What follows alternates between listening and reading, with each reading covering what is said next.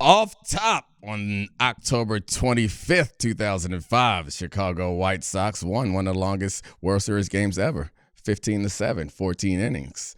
You'll know why that matters in a second. Play the music. This is the Domonique Foxworth Show. Welcome to the Domonique Foxworth Show. Nah, we not talking about baseball. We talk about Chicago. Charlie's here, but more importantly, Hall of Famer is back. Jason Goff, Chi-Town's finest. What's up, man?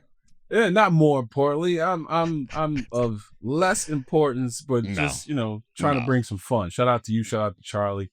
It's always good to see y'all, man. How's everybody doing? We're doing great. I'm loving to see that you are abiding by the Shacket season. Charlie's too good for a Shacket. I was left out of the group chat, the Shacket group chat. Nah, it's a vibe. You got to know. You just got to... I should just know it's Earth Tone Shacket season. Yeah, when I woke up this morning, I didn't even have to think about it. I felt it. Yeah, I had a Shacket too. I looked at it. I was like, "Is it time?" It's like, "Now one more week." It's whenever you start to feel that crispness in the air. Yeah. When unnecessarily, pumpkin themed drinks come along. You got yourself a good overshirt or a shacket, as y'all like to call it. I'm down with the shacket. I had 3 on the bed because anytime I come on this show, it feels like the first day of school kind of vibe. So I gotta lay the fit out on the bed. Charlie, you used to do that back in the day, right? Put the shoes at the bottom. Yeah.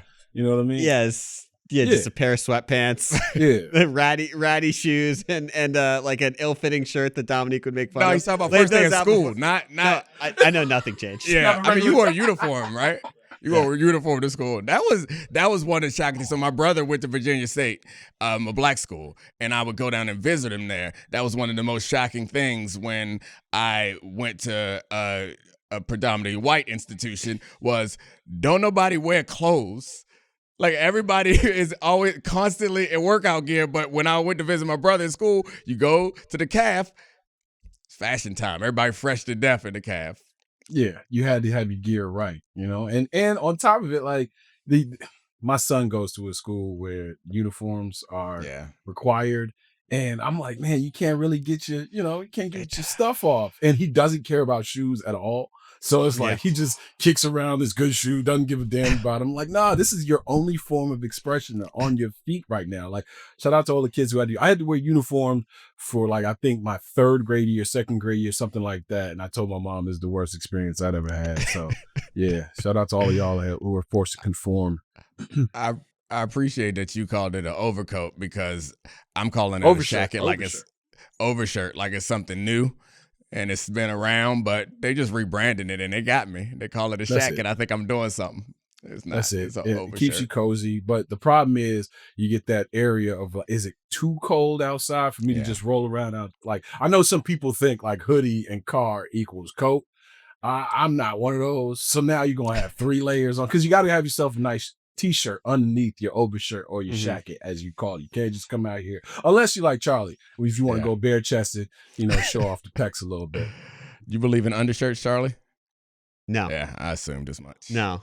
Really? No, definitely not. Of any kind, never. like under T-shirt. They used to be called something else back in the day that I don't want to call tank top. Tank top. There you go. It's a damn shame that we as a community have to. No. It's a tank top. What you looking for, Jason? Don't tank top. Don't mess up the money now. Sitting crisscross applesauce too. By the way, just in case you want to get comfortable in a different way, that's called crisscross applesauce. This is called a tank top. Got it? As a portly youth.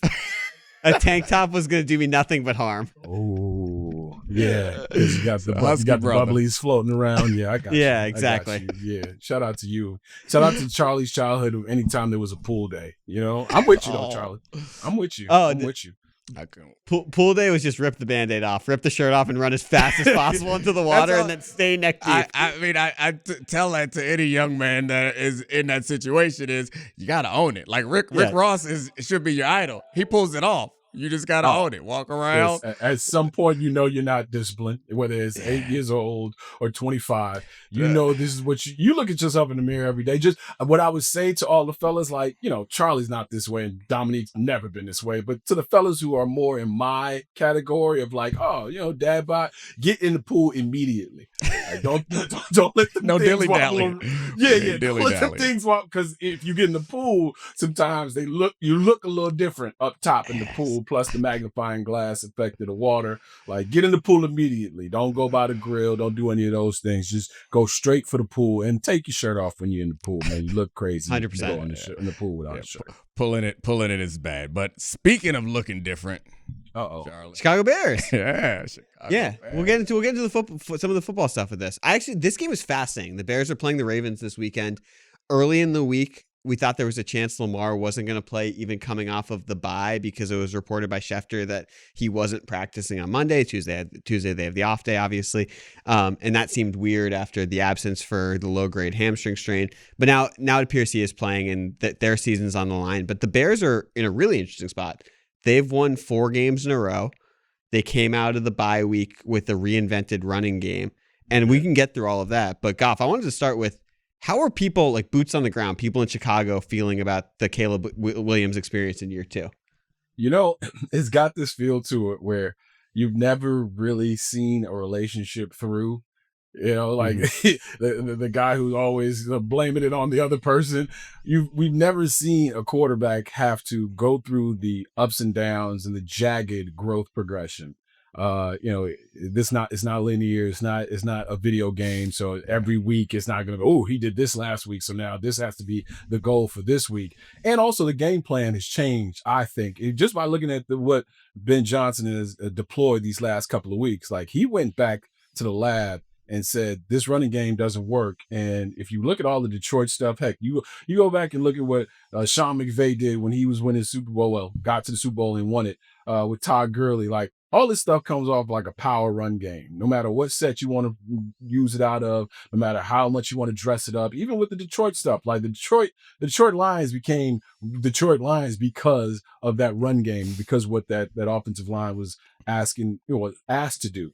With Caleb, this last game didn't have the pristine nature that you would want, that weekly progression to have. But at the same time, he did the one thing that he hasn't done throughout his career, which is thrown an interception, right? So you're like, oh, he didn't look good. And I heard 2 older Bears, back in the day, Bears who got microphones in front of them right now saying this was a pathetic performance. And I love the fact that when you look at how this team is built, he can have a not so fantastic, not so pristine performance, and you can still control the game for most of the game. Like, all these quarterbacks that we've seen be drafted and then their coaches fired the next year, you look at them and go, okay, you got drafted to a team that was bad enough for you to be the number 1 pick or top pick in the draft. And then on top of it, you're on a bad team. This dude pitched a bad game and still won the game. So there's teachable stuff. I'm not mad at anything that Caleb is going through right now, because this is our first glimpse of it, right? This is our first. It wasn't like this with Justin. It wasn't like this with Rex Grossman. Like, there's a different vibe to it. And I think Bears fans are holding their breath, but always ready to fall off the ledge in terms of trust. And that's not how this relationship is going to work. I like the optimism. I'm a little surprised by it, honestly. Like, this is the sunshiny Chicago Jason Goff. Like, that's not what I expect when we talk about 4-2. I know they're 4 games in a row. That's fair. But in the NFC, though. In the NFC. You of all people recognize that it takes longer to break your emotional connection to being a part of a loser franchise. Like, don't act like just winning 4 games in a row, all of a sudden you're completely optimistic. He can be back with me in a heartbeat. Just know that. He knows that. I know that. We can be back to, anything can happen. We can be back together. It's back to that relationship thing, right? Like, you sitting there like, oh, wait till she find out who I really am. Like I know what the Bears can really be. So let me enjoy this time in between, the World Cup and doing it outside.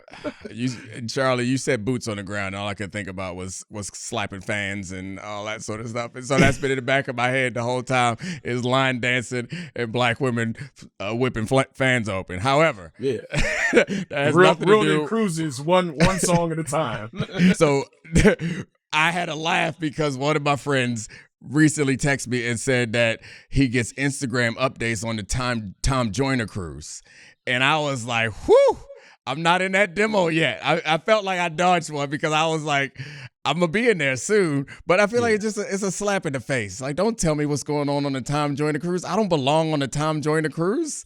Fortunately, they did tell me. Yeah. Until you do. Until you buy yourself a turtle top van and Domonique is walking around with all linen suits on, drawers, and like $8 worth of change in his pocket. That don't sound too bad, actually. The way you described it. Actually, don't tell. I changed my mind. Hanging out with the just aunties. menthol cigarette smoke billowing out of a home. You know what I mean? Just like the 2001 Miami Hurricanes are being introduced. That's how much smoke I would like around me. But I think the Caleb situation for me, I'm a little bit more concerned, I guess, because like the talent's always been there. The explosiveness is always he's been so there. strong. Yeah, and that watching him on the field do incredible things has always been there. But I think it's not even about him as much as it's just about like the being seduced by a talent like that. Like that story is as old as quarterbacks are. It feels like. I think you do have the infrastructure is like showing right now. The coaching, the talent on the roster, like you guys are winning games that are not completely relying on your quarterbacks. And what I do like is you're giving your quarterback the cover to be able to have a bad game and be able to learn and grow. But there's going to come a point where we're going to need to find out.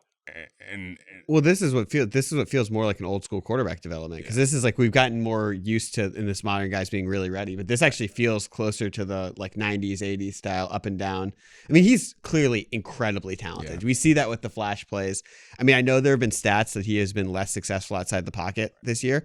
That doesn't even, I mean, obviously you want the magic. That's a huge part of it, but it doesn't even bother me. Like the issue that we're trying to figure out with Caleb is get him to play on schedule, on time, within the. That ain't the only issue. The other one is accuracy. Yeah, so that's the thing. He big. smokes a lot of layups. A lot of He did layups. that against Washington. He had a couple of smoke They're layups. 2 or 3 a game. They're 2 or 3 a game. And you know, that phrase gives me like a little open gym PTSD, because there ain't nothing like running free of the crowd and looking at that rim and going, oh this is the toughest shot I'm gonna have all day. And you smoke the layup, right? You go, I think there's so many times too many times that happens. It'd be interesting for me, from both of you guys' vantage point, is I've already changed what my expectation level will be.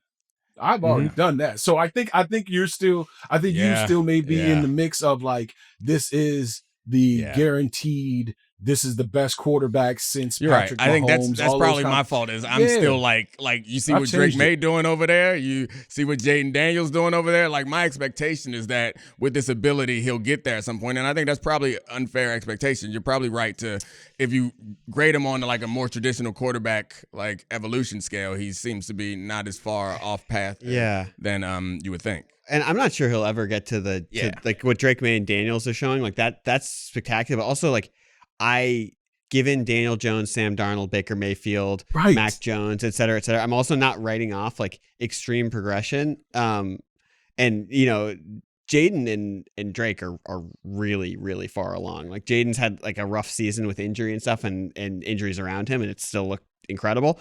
But to me, like you talked about cover, this is cover not just for this season, but for development. And it's not like, we talk about the running game, and it's Swift, and I don't want to butcher the pronunciation of the RB2's back's name, who's been Monanga, who's been awesome.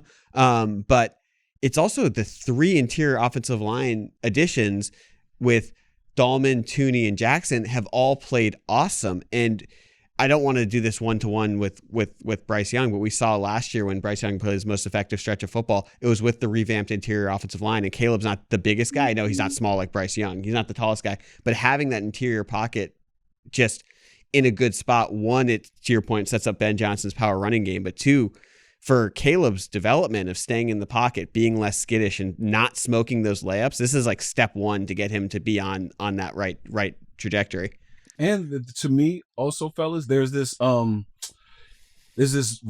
vibe to Caleb, where, you know, if you're not up to snuff, if you're not on par with his intelligence, what you can teach him, what you can bring out of him, in his respect level, I won't say it will wane, but like it may not. This is his first go round with somebody who he knew might be as important as him. Right.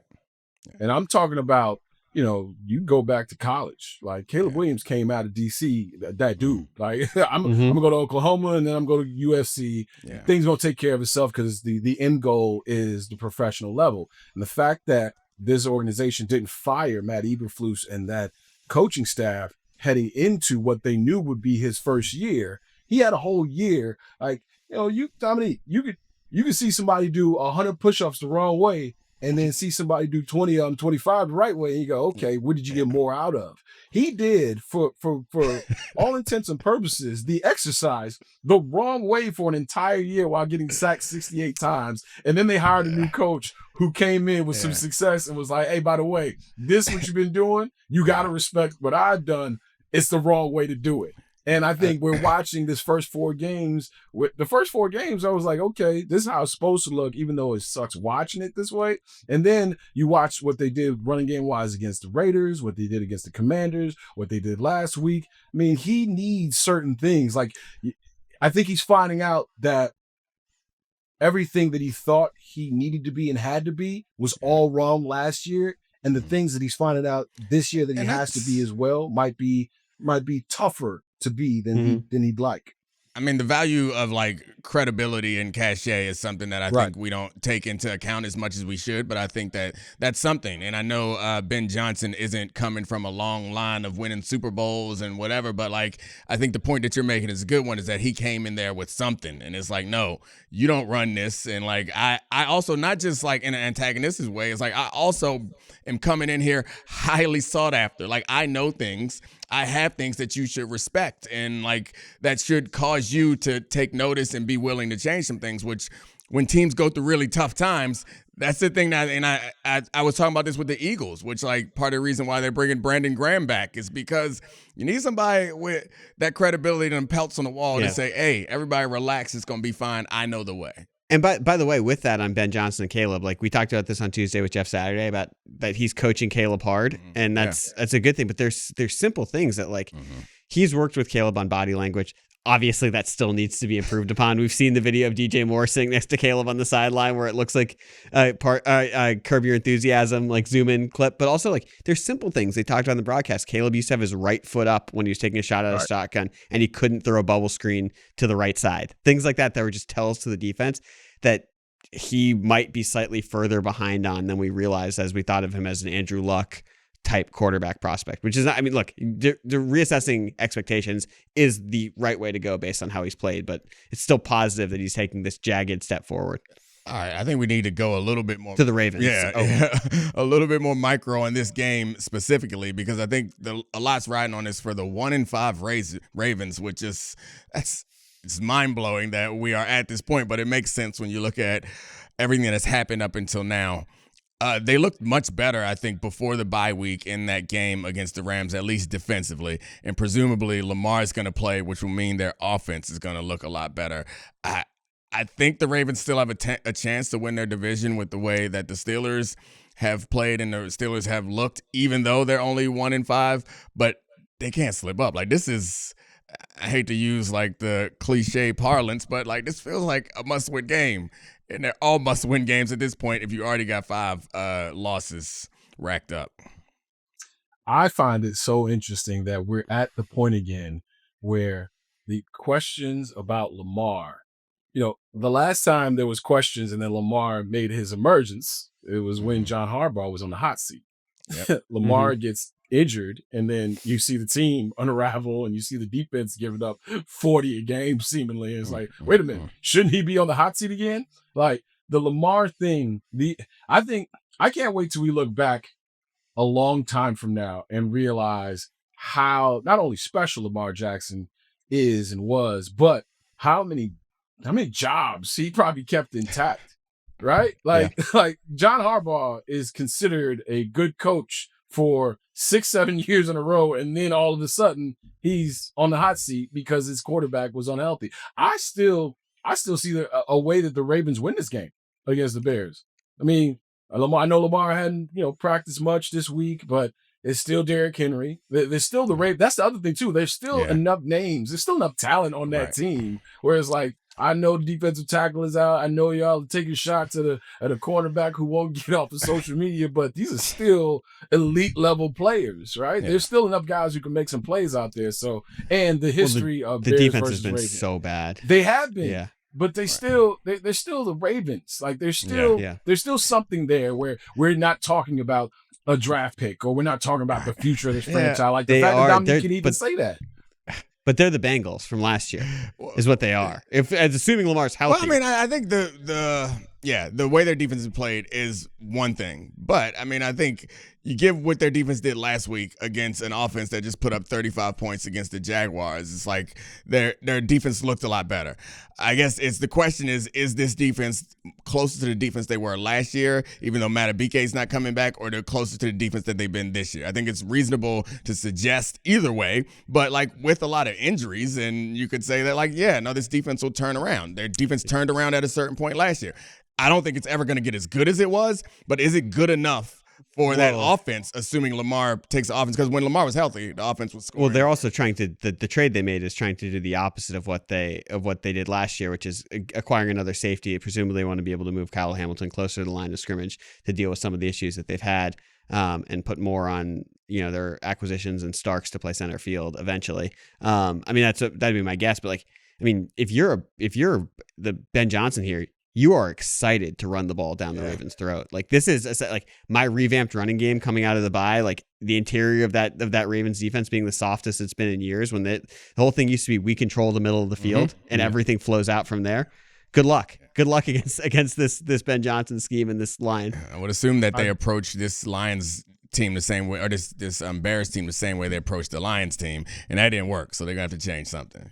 No, I do worry that all of Chicago will explode, though, if Caleb Williams and the Chicago Bears win 5 games in a row. And then you go back and look at that Minnesota game where you played poorly for 3 quarters and still should have won that game. And now looking what Minnesota isn't.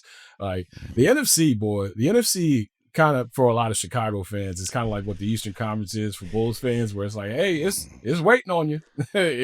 Anytime you want to be good, it's waiting on you. Like in the NFC now, you're looking at the NFC West, you're looking at the Detroit Lions, and then what do we have here?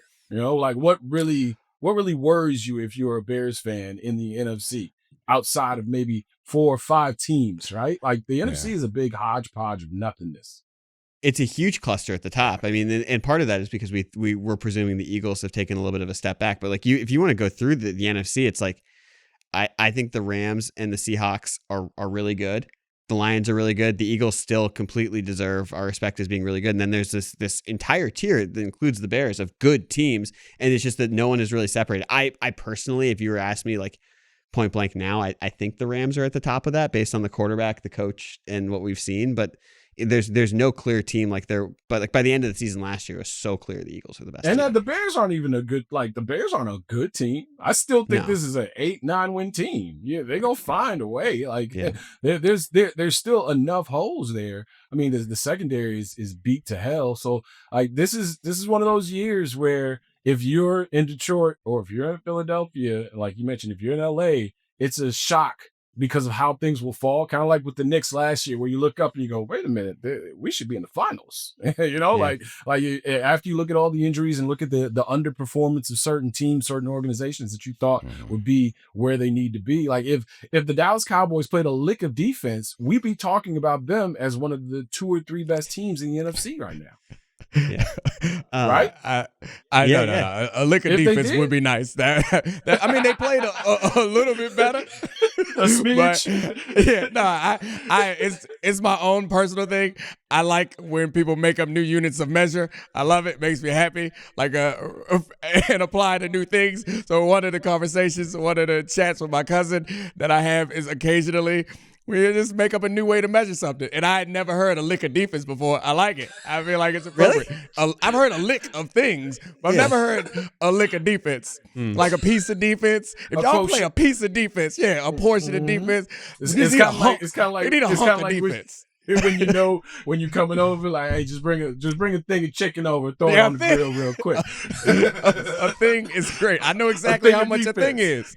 They need a thing of defense. They need a trade for a thing of defense right now. But they play a defense. They'd be played a little bit more aggressively in the secondary, which improved their defense slightly against the Commanders, which it could have been their defense, but also the Commanders allowed them to do that because they didn't have the talent in the receiver core healthy at that moment, and then they go to the backup quarterback. We'll see if that, because I think that's the right measure. They did play a lick of defense last week. Yeah, Cowboys did.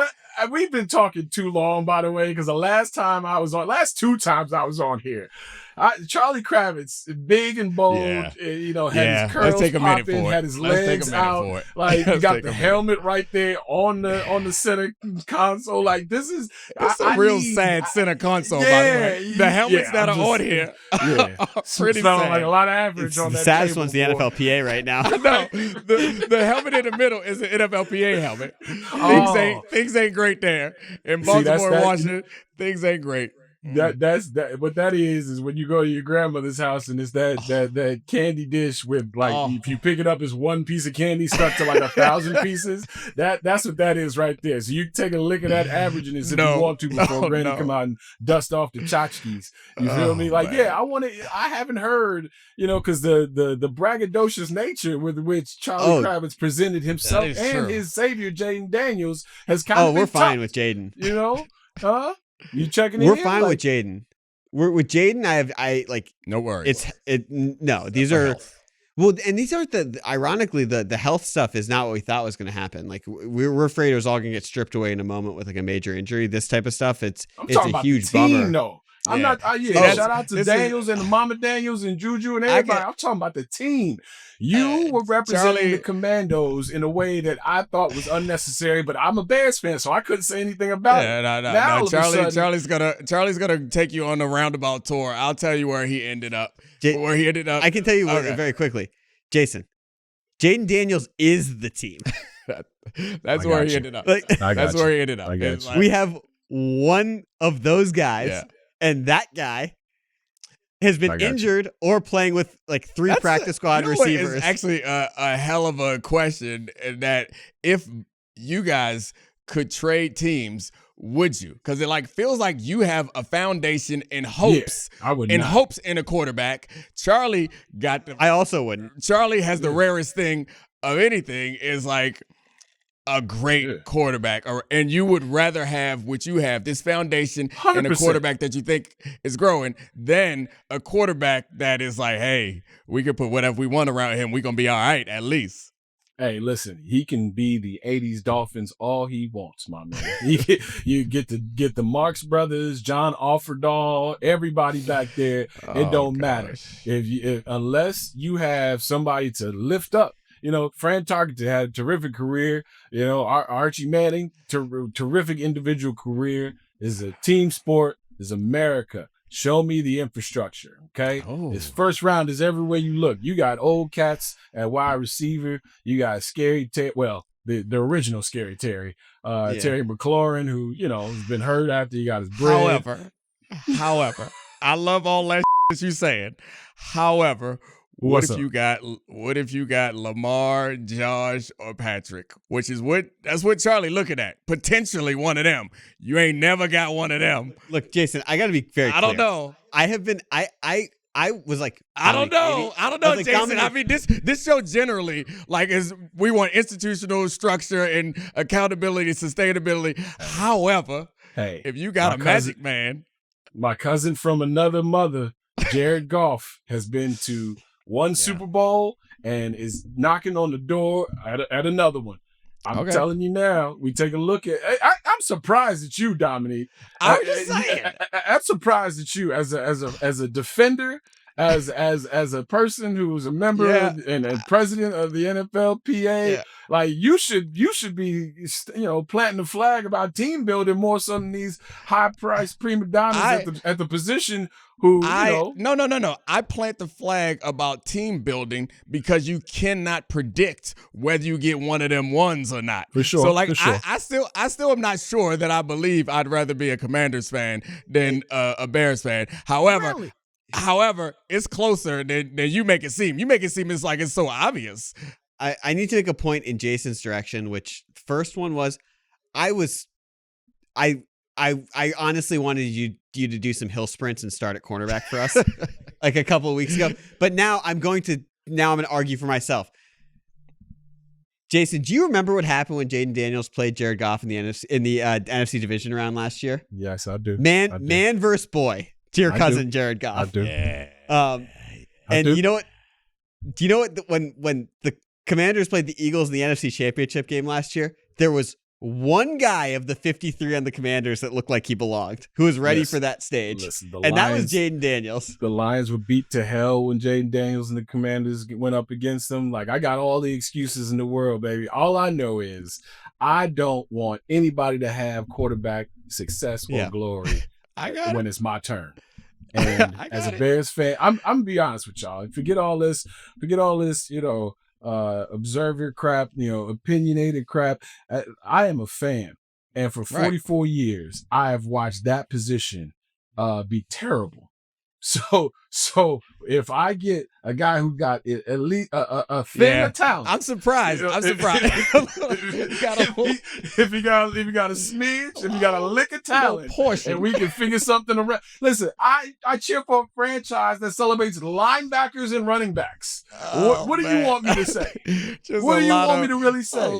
A lot of 50s and 30 jersey. It's wild. You go in there, you still see a 51 and a 34. That's it. Like that's predominantly Walter Payton. Occasionally you get a Devin Hester. Maybe Devin Hester jersey. a Devin Hester. No, it was sick. The problem is they don't got nobody in the last 15 years that has been sick enough to knock that Dick Buckus out of there. People still show up with a 51. Yes. Still wearing them sweaters that look like Mike Ditka. People wear sweater vests to dress as the coach. I know, that's exactly right. People still dressing like Mike Ditka around there. Now I feel like it's getting now we making too much fun. Okay, we was together and now my bad. Yeah, instead of with now. It's instead of Fair point. I mean, you got Jordan. So I mean, I feel like we're no matter what. Barcelona, No matter what, we're always punching up. You got the most definitive dynasty of all of American sports. So Charlie had Jordan for a little bit. No, he didn't. No, he didn't. That wasn't Michael. That wasn't Michael. That was somebody else. It was Gucci Mane's I went to see. I went to see Wizards Michael, and there was like the first matchup between Vince Carter and Michael Jordan when people were giving Vince, like early Vince, the MJ comparisons. And I can't remember what he had. Vince had like 20 points in the first quarter. And the Michael said, I took that personally.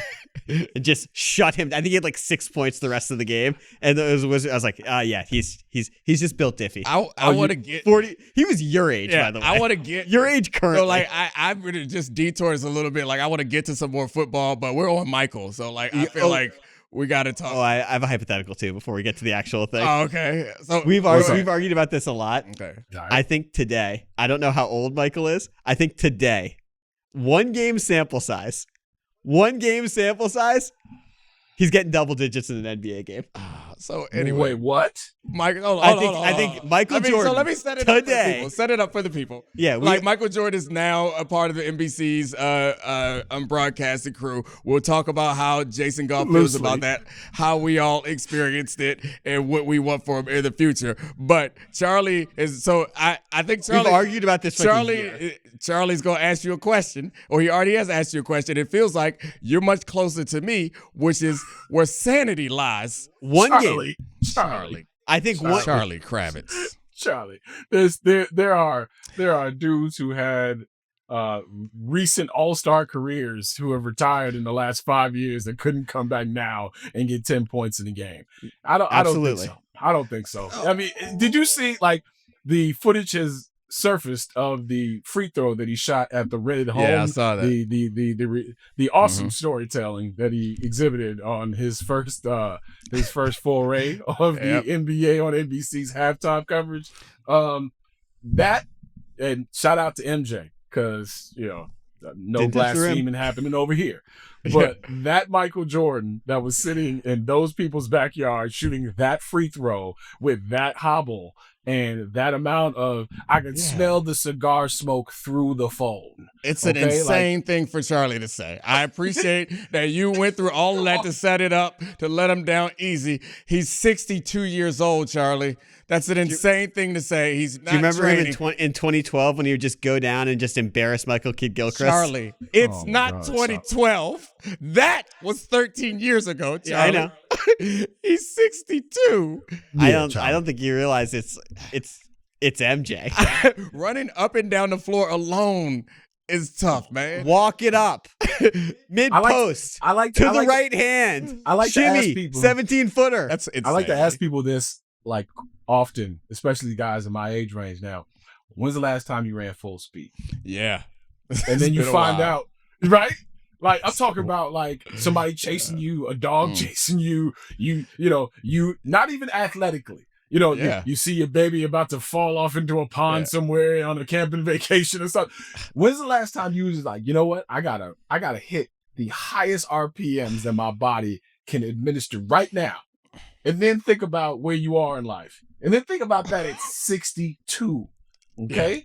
Falling apart Charlie's too young sprint. to know what it feels like. Come on, the best player in the NBA plays at his own speed every single second of every single game and can't jump over the phone. You're telling me if you watch opening night and you saw Reed Shepherd play for the Rockets, you're telling me Michael's not getting a switch, posting him up, saying to the right hand, I got a life boy guarding me, 17 feet, he's 6'2", I'm making 5 of these buckets and I'm checking out of the game with double digits. So your team is in on this too, is what you're saying. Yeah, like, this is like the defendant. He doesn't mean a real NBA game. He want like he's the third pick in the draft 2 years ago. He's not thinking a real NBA game. He's thinking like a all-star game scenario. You're going to get us killed by Michael Jordan too, because he's going to hear about this and be very upset. I'm sorry that I got to be honest. People already think that Domonique hate all the black quarterbacks in the league. Like, what you trying to do, Charlie? I see a little divide and conquer plan happening right now. Shout out to Mike's halftime, though. Shout out to Mike's halftime. Yeah, what'd you think of that? I thought it was awesome.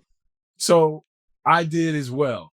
Only for the reasons that No. I'm gonna tell you why. You better stop lying. I'm not lying. I'm gonna tell you why. I'm gonna tell you why it's awesome. I'm gonna tell you why it's awesome. Because I think robbery is fun a lot of times. Don't get it twisted. Like the fact that we're living in a time where a jewel heist just took place and the NBA is being brought up on federal charges. Like we living in a movie right now, guys. So I thought that this part of our America season 2025 was so awesome because I got a chance to turn on the television and watch Mike Tirico and Michael Jordan in a living room that screamed, "I'm richer than everyone watching," talk about him renting a house and shooting free throws in front of little white kids and how that was nerve-wracking. So in that way, I thought it was awesome. But I didn't know what to expect.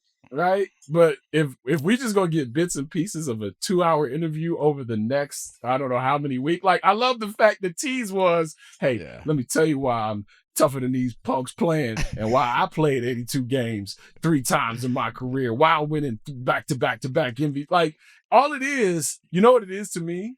It's when he dropped Last Dance during COVID, just be like, hey, by the way, still the man. Like, put the big joker right on his forehead, Spade style. This is him like, hey, y'all, when time y'all say LeBron, this year, next year? All right, time to get back in public consciousness. Let's go put on the ski mask on NBA, on NBC, and do what we do at every halftime. I love it. I enjoyed it also, and I was saying to Charlie that I was concerned that they were going to try to do something where he like had to like be like us and like break down game to game and like talk about the bench and switches and like get in. He ain't doing that commoner. I know. That's what, exactly. I was like, y'all gonna make Mike do that? Like, I don't want to see that. Now, Mike parachute in or just overlook everything, give some broad opinions or take us back in time. I'm down with that. When we get to the finals, if Mike pop out and be like, hey, this would it feel to be in this moment. And I can't imagine sitting next to Mike or looking at his face as the introductions are being made and they're about to play an NBA Finals game. Like, I really think some sort of psychological evaluation of Michael Jordan would introduce us to an archetype that doesn't exist anywhere else except for people that are in a lot of trouble. Like to be built like that and not have an outlet. Luckily, this man had an outlet and he still finds ways to get that outlet. But like so many stories people tell about themselves feel like fake kind of stories, especially in media or like public figures who've been public for a long time. They feel like fake stories that are told in order to construct an image that it could be close or far from the truth. But it feels like so many of the stories that we hear from Mike, we're like, that's not that flattering. That feels so real. And he thinks like, let me tell you about, like, I believe it. It feels like a fake story, but let me tell you about how I was nervous shooting a free throw on a tennis court in front of a bunch of little spoiled kids. Like, and he was like, I was hurting. I wanted to hit it. I was like, yeah, this man is so different from the rest of us. And luckily, he got to let it out on the court. He wanted to take a pill. Man just admitted that he wished there was a PED. Pill. He was like, I wish there was a PED that would allow me to go out there and fulfill Charlie's fantasies.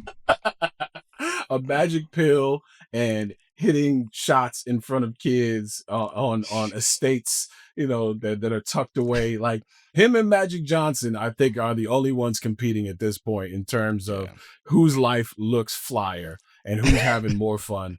They playing the intro music when he's in Spain at a restaurant. He's out here doing the cha-cha slide in the Seychelles. Magic is on a boat the size of a small city and kicking it with everybody. Like these dudes, man, like you notice how the Oscar Robertson, Bill Russell, Eric Ripes, and the way that they just wore retirement look differently than these cats now. That's why you don't see as much hate as you see from some of the analyst dudes, because the analyst dudes still getting the bread that these players are getting, whereas these dudes who have retired like Mike and Magic and some of these other cats are making it look too cool. All right, let's talk about some football, man. The Eagles and and the Giants. We should do that. Yeah, we're a football show. Yeah, I mean, when Jason's here, we're just a fun show. That's it. All right, and Jason has his own show. Yeah. Oh, can we promote this for a second?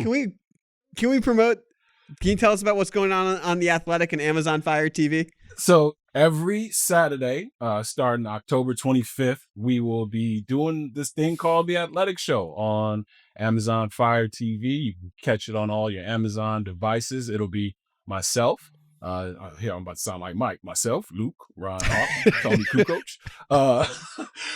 It'll be me, Zena Kata, and Robert Mays of The Athletic, and just hanging out talking about sports stories that, some of them are off the beaten path, but also the ridiculous ones, some of the serious ones as well. Just three people getting together, having a little, no fire, but fireside chat when it comes to sports on a weekly basis. On Saturday mornings, the episodes will drop Amazon Fire TV, and of course all your Amazon devices you can catch it on, but you won't be able to see our lovely faces, obviously, if you're listening on your Alexa machine. So I'm looking forward to it. It's the next step, and man, it's a different venture. The last 6 seasons I've been doing pre and post for the Chicago Bulls and the RSN here in Chicago, and now this is the next step. So I'll be in New York actually Monday through Wednesday. So if I catch up with anybody, I see you when you're up there. I can't wait. I would like to discuss the rollout photographs. I have to point out that my man got that Gucci monogram shacket on, along with a watch bigger than his head. With great cargo pants. You had that thing laid out on the bed for a week. I'm gonna kill him on this one. Yeah, I brought looks. Man. You look great, man. Nah, I appreciate you, man. I'm just trying to get my game to where I can wear, purple psychedelic overcoats like you did the other day with your purple t-shirt. Yeah, as well. I went hard on him. You look good. I always love dope dealer inspired outfits. I got a text from Jason. I was bringing dope dealer chic to ESPN. Somebody had to. You know what I mean? Somebody had to. Somebody got to put the street cred back in the mornings. So I'm glad you did that. You know, I'm always happy to see you on the Get Up show. So yeah, man. Yeah, you look good. And everybody, yeah, thank you. I'm only competing with some of the finest dresses in the world. Shout out to my guy Vinny Goodwill, who's now a member of the brand. He's with us. You know, I saw how he was fitted up today. So yeah, man, we gotta keep the fashion sense high, right? Yeah, gotta take care of business. That's why I keep Charlie around. 100%. I right. It's great by comparison. So Giants Eagles, if we're coming back to football, you know, the Giants had their transformative win beating this Eagles team when it was the Dart Scatterbo game. We had a lot of questions about the Eagles offense and their defense coming out of it. Last week, Jalen Hurts looked like a Super Bowl champion Jalen Hurts again. But coming into this game, what team is more interesting to you of these two in the matchup? I mean, it's definitely the Eagles to me. Like, I think the Jackson Dart stuff is interesting, but that's interesting for a question that's in the offseason. Like, are we going to keep Dayball or not? Like, I think that's what we're deciding with him, which isn't going to be decided in this game. I think what happens with the Eagles is a question. So they still haven't been able to put the running game together. They managed to win last week against the Vikings because their defense played better than it's been playing. It was great. Mm-hmm. And their quarterback played better than he's been playing. And so, like, my question is, are those things going to be replicable? And they have a chance to match up against a team that kind of, like, their rock bottom so far this season was that moment when they lost to the Giants on a Thursday night game, and there was nothing around to distract us. We all woke up Friday morning and was like, Eagles are in trouble, and they answered it with this game overseas. So we'll see if they can keep that going and how. I think that's more important to me is like, yes, how would they keep it going if they're able to knock off the Giants? The run game, right? It can. I expect the Eagles to win the game, but can they run the football on that Giants defense? Because in the long run, you're going to be asking these questions about A.J. Brown and Devontae Smith's happiness and Jalen Hurts saying this work, this don't work. But the thing that you thought you had in the pocket, in the tuck at all times was we can run the football. And throughout the beginning of the season, I think we've seen what running the ball as much as they did last year not only does to it, because we always talk about like Larry Johnson and what it did to Jamal Anderson and what it did to, you know, these backs who had 270, Eddie George, 300 plus carries. But we rarely talk about, and, you know, I'm sure they're going to love this, we rarely talk about what that kind of physical play does to the offensive lineman. And the Philadelphia Eagles line has been beat up and also has had departures. So the engine of that team, the thing that thing ran on, has, you know, taken a step back. We're not talking about the Eagles offensive line like we were the last couple of years, and when they got Saquon running for all those yards. So if they run the ball effective, I think if they run the ball effectively and lose, I think obviously you're gonna hear some talk about Nick Sirianni and you know, this Eagles Eagles team not feeling like they did last year. But if they run the ball and they lose closely, I think there'll be a little bit of a sigh of relief, like, okay, we could still do this part. We just got to get to the playoffs. Well, that's what was so interesting about, you know, we came in here on Sunday and we were talking about it, and the question that immediately came to mind was, should they just be a pass-first team now? Feature the weapons that they have, knowing that Juergens and Dickerson have been banged up this year. Lane Johnson's been banged up. The offensive line hasn't performed as well. They don't have the depth with Mekhi Becton that they had. And the thing that's interesting about that game last week against the Vikings, they didn't come into that game being like, we're going to be a pass-first team. They still wanted to establish the run to set up the pass, and it just didn't work. But the game plan did not change immensely. I mean, I guess Jalen Hurts took maybe a couple more shots outside the numbers where he's excellent, but they still want to be a run-first football team. So to your point, if they start running the ball effectively, that would actually like answer a ton of my concerns with the team, not on the offensive side. Yeah. I mean, they've put themselves in this situation. I mean, and it's part of a result of them being so good at running the ball last year. They put themselves in a situation where every team is going to dare them to pass, which is a great situation to be in when you have two number one receivers and a Super Bowl MVP at quarterback. But are they able to do that effectively, consistently is the question. And like, to your point, this was like a result of the game that they were in. It wasn't a result of the game plan. So we'll see. I mean, I don't want to make too much of it before the game. I think we'll know a lot more about both of these teams after the game. The question for the Giants is, can Jackson Dart continue to save Brian Daboll's job? Because that's like the dynamics have changed, has shifted there dramatically. Some of that stuff too. Also, Russell Wilson finally standing up to Sean Payton, which I actually liked. It was like nice to see Russ be a normal person. You know what the crazy thing about the Dart thing was is like, obviously he played really well in the first half of the game against the Broncos, and there's a ton to be excited about with Dart. Assuming him and Scadaboo can survive the pounding they're taking this season, the amount of hits they're taking. But you also look up and it's like, we thought Jackson Dart played well. He completed 45% of his passes. That's not great. Yeah, I think the Jackson Dart and Cam Scadaboo thing is, I think it's going to be short-lived. Like, I think we should squeeze this for as much juice as we possibly can, because one, I don't know if it's sustainable the way Jackson Dart is playing, and also not having the guidance or the infrastructure around him. Like, Malik Neighbors is down. Brian Daboll is coaching for his job seemingly every single series. You give up 30 some odd points in the fourth quarter to a Broncos team who people are like, well, are they good or are they bad? You know what I mean? Like, this is one of those things that if we're at the end of the season and we have completely different opinions about both those players and this team, I will not be surprised. Just put it like that. To me, the Dart thing is, first of all, Scadaboo, I think, is real as long as he can stay healthy. Like, I just think the way that he runs. Yeah. I'm saying, like, I think it'll be short-lived because he's such a violent runner, but I don't think this is not some dominant offensive line or some dominant scheme where he's not like where he's performed because of the situation around him. Like, he's a good running back and he was an incredible college player. The Dart thing, I don't know. I actually don't like. I think that we have seen enough from him as like an explosive talent, and that the question is really health. Like, he's flashed enough as a rookie for where he got drafted that I would be excited long term, assuming that we can convince him to take fewer hits. Yeah, and I think that you get to a certain level and then we have higher expectations of you. I think he's still in that premature phase where it's like everything you do now is fun.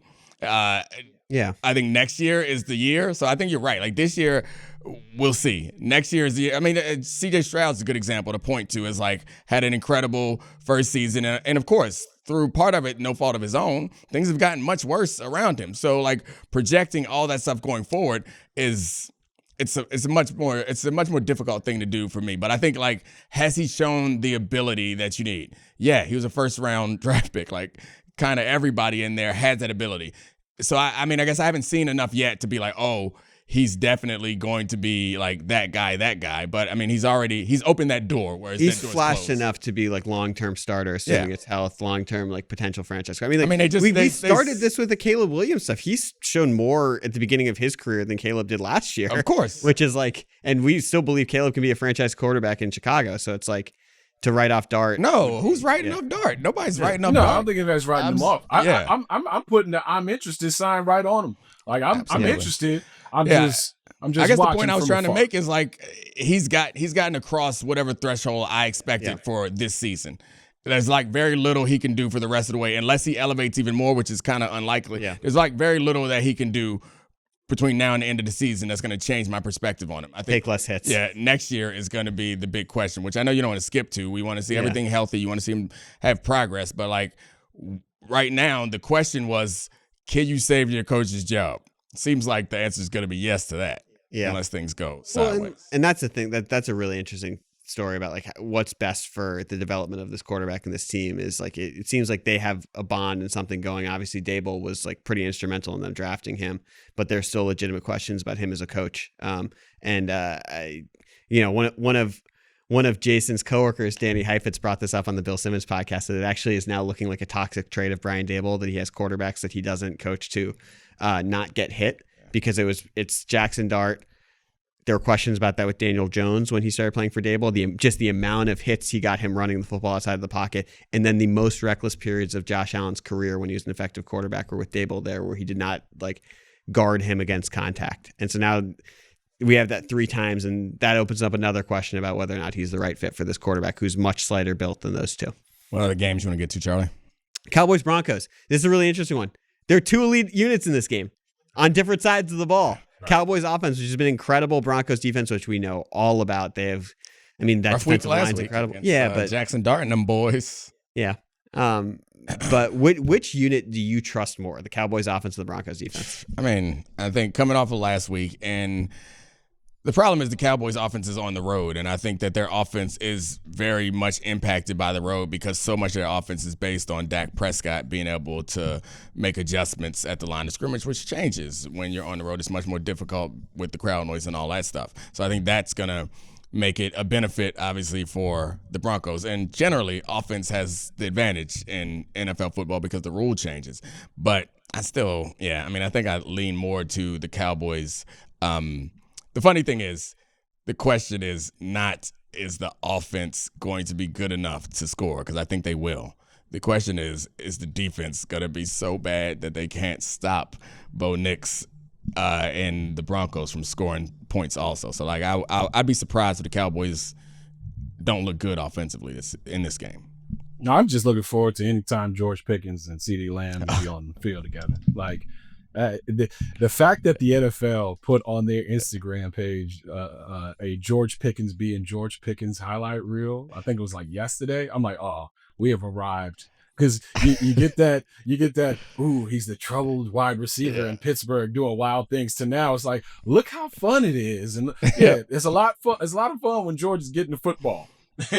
Win and be damned. George is getting the football, and it looks a lot different. And of course, CeeDee Lamb coming off of injury, having a big game. Dak Prescott, man, there's not a lot of quarterbacks playing better, if any, better in the NFL. I think right now you think what is Matt Stafford, is Dak Prescott, right? It's Patrick these last few weeks. I mean, he's playing at a level where, and I don't think we say it often enough because we get so Kirk Cousins by like certain numbers where it's like, oh, 30 touchdowns and 10 interceptions, but at some point you'll let us down. Dak Prescott was a 4th round pick, man. Like, Dak Prescott is playing above and beyond anything that anybody could have thought coming out of a Dan Mullen run offense in Mississippi State, if I'm not mistaken, right? Like, that dude is playing a high level, and you also get a chance to see one of them, like, I think, and you could correct me on this if I'm wrong, Dominique, because you know obviously better than I, but I feel like he's an elite level processor. Like, I like watching games where, like, as a kid, I used to love watching Peyton Manning go up against Ray Lewis and the Baltimore Ravens, right? I used to love watching certain teams go up against Bill Belichick. I almost said Brian Billick. Bill Belichick-led defense, right? You get a chance to see one of the master processors in the game go up against that defense and that defensive coordinator. This is one of those ones where it's going to be, okay, whoever wins that battle is going to win the game, which is, easy to say, but I think I'm more interested on the Dallas side just because the George Pickens factor. Like, he might one-hand the ball and jump over somebody, or he might punch someone. You know what I mean? Like, there's a lot on the table with him. Against Dominique's guy, too. He's my guy again, huh? Riley Moss? Oh, I thought against Dominique's guy, yeah. See what he did Riley there? Moss balling, man. Riley Moss, he balling. He's lowest completion percentage in the NFL is against Riley Moss. Oh, that's it. Nice. Yeah. Good job, Riley. Look at Charlie Stomping. I feel like I thought they was down on Riley. Yeah. Well, I mean, when you're on the other side of that guy, it's easy to do that. Well, that's we support any cornerback in Denver who's across from a Hall of Famer on the other side. I've been there. You go. I see what you did there. I got you. All right, the Packers are headed to Pittsburgh to take down Aaron Rodgers. I mean, I feel like the revenge game part of this doesn't feel like all that revengey to me, although of course it matters because they're going to be able to talk trash or whatever, and I'm sure that he cares more than, or Aaron Rodgers cares, and I'm sure the Packers and their fans care more about this game than most games. But I honestly, like, what I'm really concerned about is that Steelers defense, and if they are ever going to show up or return back to anything close to the example, because what we were promised was, like, you're not going to ask that much of Aaron Rodgers, and that's how Aaron Rodgers could succeed. Any of us who are convinced that the Steelers would have a good year, it's like that defense is going to be that defense, and Aaron's just going to be asked to do a couple things. That defense hasn't been it. This is a chance for them to step up and show that they can do it. And, of course, the other side of the ball for the Packers, like, I want to see if they're going to put it all together, because they're, like, incredible in spurts and ridiculous in, like, tough situations, like 3rd and long. But they still somehow, at the end of it, you look at the score and you're like, hey, put up 20, 22 again, 20, 23, 24. Like, they're not turning into what you expect, and they're not getting the turnovers on defense that you would expect, or especially with how much pressure Michael Parsons get. So like this game is more about the big picture for me and the directions that these teams are headed than it is at all about the revenge of Aaron Rodgers or the Packers with Aaron Rodgers. Yeah, I feel like I was so done with the Packers, Aaron Rodgers portion of the story that it doesn't have, like, he didn't just leave them, right? And there's been so much stuff in the news with Aaron over the last few years that we're so far removed from that time that I don't look at it like that. I just look at it like a dude who used to play for a team playing against his old team. And on top of it, I don't think the Pittsburgh Steelers are very good. That division, probably may not show it till the end of the season if they're not very good. The Packers are supposed to be Super Bowl contenders. Feels like they're trying to catch their stride on both sides of football. But once again, Jordan Love, an old double agent to pop out every once in a while. He might throw into a team meeting. So, I think it'll be an interesting game. But I'm not looking at it as a revenge game, kind of live up to the hype type of vibe. I just think it's two teams. One is above average and trying to be really, really good, and the other one should be a Super Bowl contender trying to iron out some of the issues that they have. It's an important matchup. Or it's every game for the Steelers, of course, going forward is incredibly important because they have both the Bengals, and I guess the Ravens don't count as on their heels right now, but they have the Bengals who are right behind them with one game advantage as far as the tiebreaker is concerned, but one game behind them in the standing. So they can't start losing. Yeah. I mean, I'm excited for the Packers side of it. Like people have started talking about them as like this theoretically great team. I think that they'll start figuring it out and putting it together. Like I really do. I think that if you just look at talent, they're right there with the top teams in the NFC, and it's just a matter of time. It's a matter of time. Like the Micah breakout last week of getting the 3 sacks. Of course, he was winning every rep before that, even though it wasn't showing up on the stat sheet. Where if you looked at some of the all-22 stuff, even when he wasn't getting pressure, it's just completely physically dominant. I think he'll start finishing more. I think the offense will be fine, and the Packers are going to be near the top of the conference. All right, we're going to wrap it up. However, I feel like I've done you guys a disservice by not allowing you to talk about Wemby, because that's what y'all be texting about exclusively about Victor Wembanyama. So, I mean, do one of y'all want to go first? It's the end. It's the end. It's the end for everybody, for everyone involved. This thing that I saw last night, he went to the Shaolin temples.